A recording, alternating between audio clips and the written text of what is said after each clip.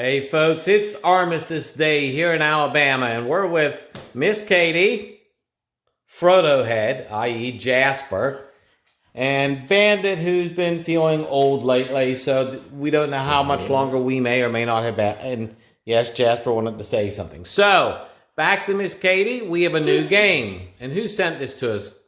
Wolfgang. Wolfgang, because we worked with Wolfgang on this because we originally got a small, much smaller version. And look how big this version is. Oh, and Miss Katie likes hanging behind the box today because why? Show them. I've been baking and I made a mess. She made a mess. So I'll have goodies to eat later to look at the new game and to do things with it. It's a game we've already played before. Like the system. It's interesting, it's new, and we have a colleague who wants to talk today. So, I can't think of anything else to say other than it's a beautiful day for leaves to fall outside. Yes. Because the rain has stopped. And what do we always do, Miss Katie? Bye-byes. Hey, folks, it's Armistice Day. In the U.S., we call it Veterans Day, unless you're me, and I call it Armistice Day, because I grew up with it as Armistice Day, because my granddaddy fought in the Great War to end all wars. So it's Armistice Day. Although I will wish a happy Veteran Days to all my brothers and sisters out there, on all sides of the fence, unless you tried to kill me, and then I'm probably not as happy to wish you anything. But, new game from... well, Assault Games, and it's called Assault Red Horizon 41, which we had done earlier. That Wolfgang Klein sent me a prototype back when we lived in Spring Mills. And Miss Katie, let's not talk about how many moves ago that was. So we will just put that under the table here. But this game is huge. I haven't even looked to see the price yet because it's probably too rich for my blood. But it is chock full of goodie, folks. And it, like the one new game from Compass that John Compton talks about on the back, that for us old geezers, well, us folks who are failing eyesight and our fingers don't work as good, everything's nice and big, good font, everything's very legible. But let's get into the game first. First, as we say, big box. The inside, you can see some of the pieces came loose on the way in transit. Lots of room in the box. Yay! Because I always seem like when you dig a hole and then you've got all the dirt and it never quite goes back in right. Well, that tends to be how my games are when I open them up. We have here, let's count them. 1, 2, 3, 4, 5, 6, 7, 8, 9, 10 big counter sheets. And of course, got your tiny little turn record one. Good enough. Various markers. Of course, we've got here firing, action markers, and then we get into a whole series of units. And folks, let me tell you, for a tactical game in 1941, this rocks. Because it has so many units. It truly has so many units. It even has, and see what I mean? The stuff comes out very nicely. It even has the Tango 35 Charlie, or the T-35C, which is the multi-turreted monster that was, well, it was a failure. More counters, more Soviet counters, and then we get into the German ones. Everything is easy to read. In fact, how easy is it to read? I can read it right here without my glasses. I can read that this counter right here says 81 millimeter mortar. That says something. And of course, we've got markers to tell you this is a brittle unit, this is an elite unit. The map system. Well, we all like maps. It's kind of sort of like Panzerblitz, except it's kind of like Legos or something. See? It fits together nicely. Of course, I mean, this obviously doesn't work like that. But I like this, and in fact, we will find two here that do fit together. Look at that, folks. I made it fit together. First try. And there are 1, 2, 3, 4. And I mean, this is just literally the real one opening. 6, 7, 8, 9 maps, except they're double-sided. So 9 times 2, Miss Katie, is?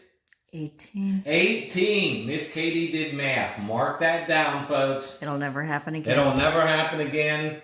It's more likely for us to get divorced than her to do math like that again under pressure. Lots of counters. Now, dice show you how the various actions happen in combat. Damage markers, of course, 2 dice. And first, the rule book. Lavishly illustrated. And guess who proofed this sucker? Because if you happen to be one of my students, you go, please make him go away. We want anybody else other than him. And of course, these poor folks, this will probably hurt their sales. There I am in the Hall of Fame picture. Silly people putting me in the book. But the rule book I found very easy when it first came to me. Other than some English translation issues. Solved. Now, this gets to be the fun part. There's the scenario book. The scenario book has 16 different scenarios. Well, it depends upon if you want to say the introduction is 1 or not. Well, I really see there's 15 scenarios, to tell you the truth when looking at it. But scenarios are, again, the word lavish today, and all of its permutations will be used a lot. It's lavishly illustrated. Easy to read. Tells you what's gone on, how to set it up, and what's meaningful. So that if you have a question then, you just come back to this at the very beginning. Then, of course, you have the campaign module. Like I said, there's a lot here, folks. Again, sort of, it reminds me of the ones that UBA did with Academy Games. So that you have here the situation, the German Wehrmacht, June 24th, and each scenario as it builds through this part of the war. I mean, this is very early war.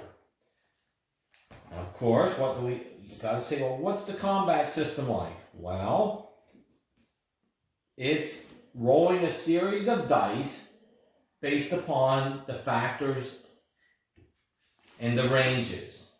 So we've got attack and defense dice and range fire, the spotting roll table, the terrain chart, the range fire modification table.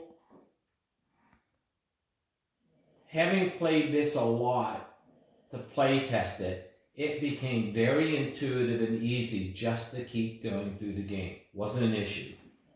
And remember, I was the guy who used to really hate tactical games because, well, what did I do most of my life? I did tactical stuff. Glad I got over that. Now, there are also 4 decks of cards. There's the German formation card. Tells you what comes in the game. For that, like here. Division Motorized Viking, support tank section. You get 1 PK3H, 1 Bison, 1 20mm flak 38, and 1 truck.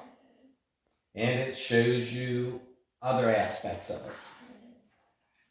For your Soviet formation, 13th Rifle Division, medium anti-tank section, 1 76mm anti-tank gun, 2 45mm anti-tank gun, 1 Maxim machine gun, 1 anti-tank rifle.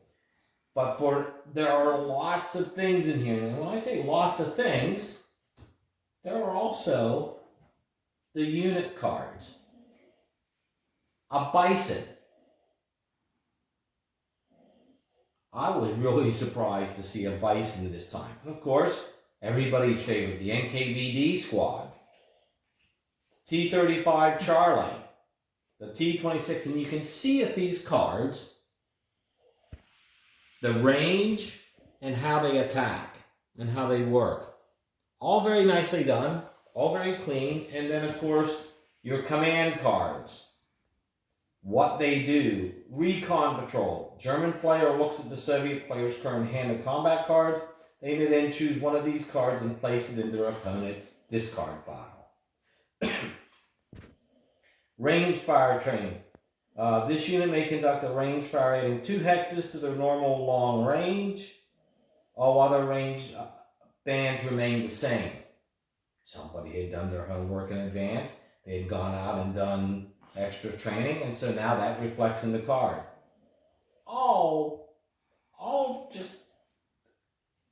I can't talk enough about this game because it surprised me how well it came out. Nothing against Wolfgang and the guys, because you never know what's going to happen with a new company, and we had the chaos of the past year, which made it no easier for them. So everything came out very well here.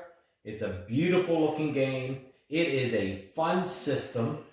I found it great to play solitaire myself. I mean, I play everything solitaire. This one was very easy to play solitaire. There was no question. And of course, what do we always talk about next? What do I like to do at bedtime, Miss Katie? Read. Read. Well, I like to read, and I like to share my lime popsicle with Jasper, because Jasper has an affinity for lime popsicle. So let's talk about books. There are 2 historical studies. Both of these fit. Small unit actions during the German campaign in Russia.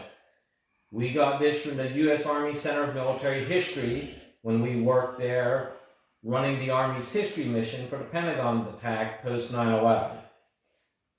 This one I've had forever and ever. I'm not certain where I got it. I think I got this when I was a young lieutenant. And I had... Hair. Oh, my hair. See, she's making fun of me, folks. She isn't very nice, is she? Bite me.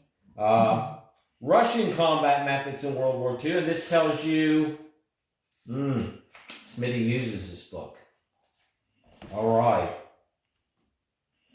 The First Day on the Eastern Front by Craig Luther. Not review copy, not for release, non-returnable, Not for resale. Not for resale. I reviewed this for the armor school because, well, I'm one of God's anointed. I'm an armor officer, by God.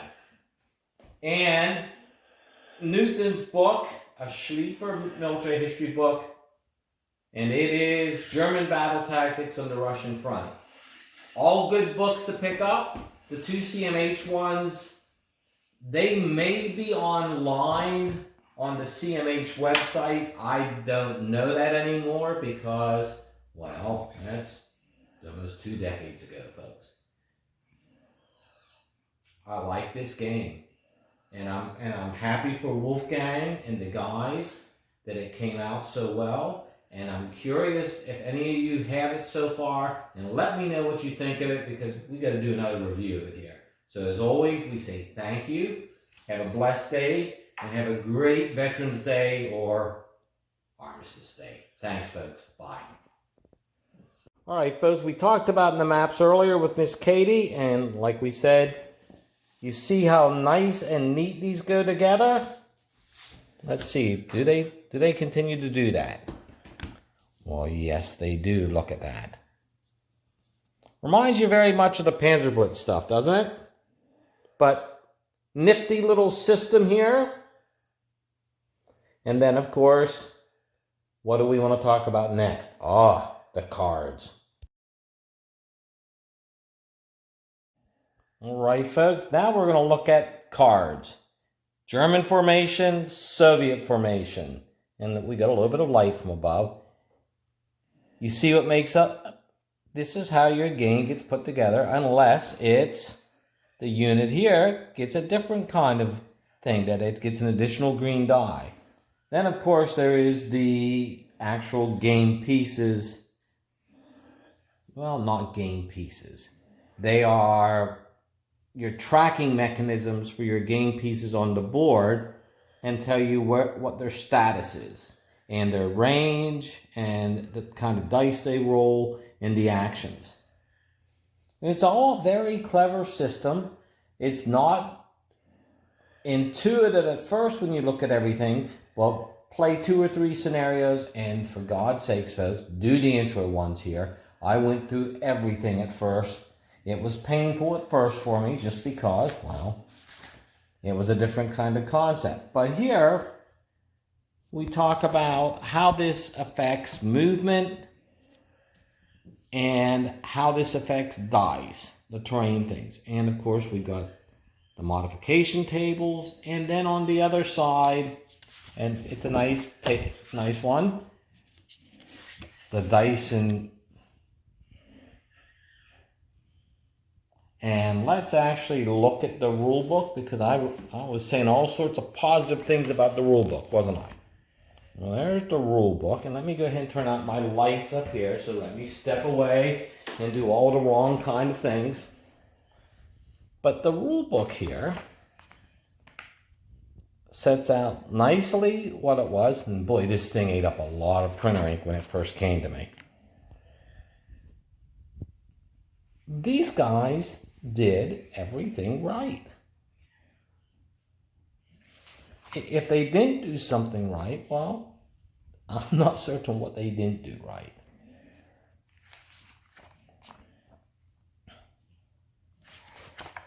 Lots of detail, but almost programmed, because certain things are going to be built into. Now, it is kind of long. Well, it's what, 28 pages? Let's see, 29 pages. But compared to the new lock and load systems, it's a short little thing. Highly recommend it. Won't go wrong with this one. Look up the price. I don't know what it's going for right now, but it is well worth the investment if you want a new, innovative, and fun East Front tactical game. Thank you, folks. Bye.